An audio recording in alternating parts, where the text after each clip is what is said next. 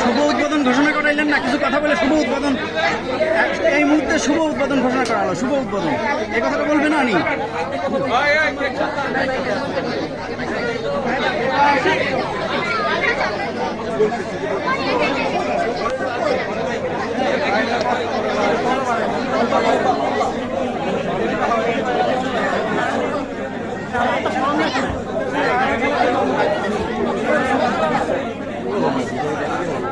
ওয়্যারলেসটা দেন, শুভ উদ্বোধন বলুক আপু, শুভ উদ্বোধন বলুক, শুভ উদ্বোধন বলুক একটু